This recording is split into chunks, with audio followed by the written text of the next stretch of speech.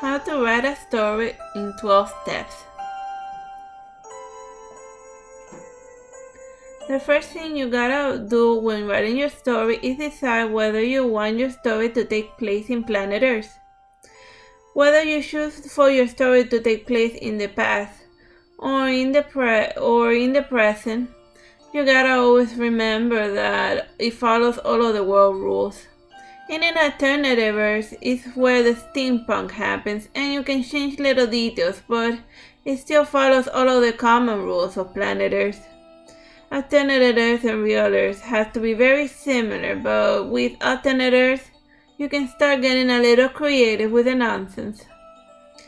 See, and this time the major difference was that there's more Earth than actual water. And then now you work on making a world that is your very own. You can base it out of planets that are found in the solar system, or you can travel to the far stars. Or even make a completely different world that follows different rules, like magics.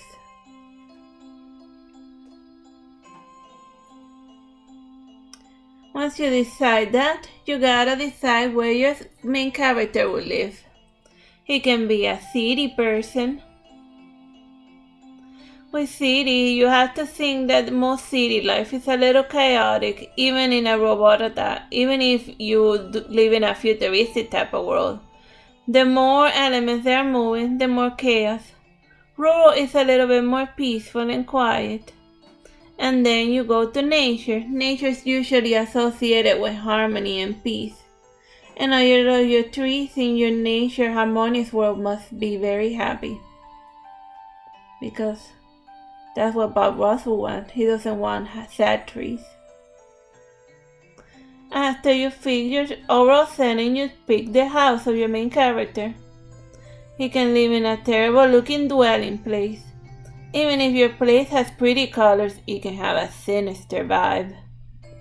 The next good house for your little chibi, it has to be vanilla. It can be a terrible house or a normal one. It's just, middle ground. And then there's your idea of a perfect home. It doesn't have to be a rich mansion. It just gotta be your idea of perfection. Like your dream house. And then you can show your reader your overall perspective on what you consider perfection. Even within these houses, you also gotta consider that your main character might live in a terrible bedroom. Kinda like, remember Harry Potter, the Dudleys lived in a vanilla house, but he lived in a terrible bedroom. So even within houses that are terrible or that are fancy, you can show that the main character is being neglected or really doesn't want to live there based on the room. I separate it into 3 flavors. The neglected room, the utilitarian room for somebody that's just there to do his homework and go to sleep and do absolutely anything else. And the one that just loves his bedroom because it finds home life and family life quite appealing. So that's what you gotta remember with the flavor of the rooms. They reflect how they feel about it. Within your bedroom or even in the items that the character carries, there has to be one core item that tells you the most you gotta know about the character. It can be an object of regret, it can be a memento of sentimentality, or it can be something that represents their hopes and dreams. The example I chose is Nalini's flute. It shows her utter disdain for elves. Shalon's little dolly. It was a memento of his mother who loved little dollies. And the compass mirror represents Chica's business plans. See, they're all little characters from my books. I hope this gives you some idea when choosing the core item. You can tell a lot about a character based on the main item they carry. And it saves you a lot of pointless expositions. Once you get the core item done, you can just start working on the general basis of the character. As far as character design, people usually stick to classic genders, whether they want to have a boy main character or a little girl main character. But that's kind of boring, and the world really doesn't work like that. Although most people would like to just work with traditional classic genders because you don't gotta overthink. But if you get a little creative, then you can make your characters and your stories a little more original. Just do not limit yourself to one type of thing. Keep thinking and keep on dreaming, little Chibis. In the biological gender, put a slug. Slugs are fun. You should read up on them and see why I like slugs so much. The next thing you gotta consider is the age of the character. Whether you want to make it a small child or a more mature character like the Wish or Geralt of Rivia. He's a fun chap. Most people tend to just have a character stick to one age type. I haven't read often in books that a character starts as a child and then it goes all the way out to their death. Most people just my target audience are 15-year-old kids, so the main character's gotta be 15 years old and that's it. But you can have an older character and still make the story more targeted towards little children. It's just that you gotta try to get a little original with the age, Age has nothing to do with the nature of the story that you're trying to tell. Kinda like Geppetto. It was fun in a kids movie. The next thing you gotta consider is how the character feels about themselves and their ideologies. The first one is, but with ideologies, they are always in body image and whatnot. They're always related to how society, they're always shaped by society in some way or another. Whether society agrees with the way you think, or whether you're at odds with it, or whether you think that there's something wrong with you where there really isn't. It's just one of the many things you have to consider when deciding the overall mental mind of your character. Ideologies also can take into consideration religions, whether your character believes in gods that are not common to society or whether they just follow the norm. You just gotta consider all of that when designing your main character. The next thing that you gotta consider is the type of family that the main character has. I tried to keep it nice and varied, but I bet out there's many other family types that I didn't consider. I also included pet owners because I think that pets can be like your family. I like pets.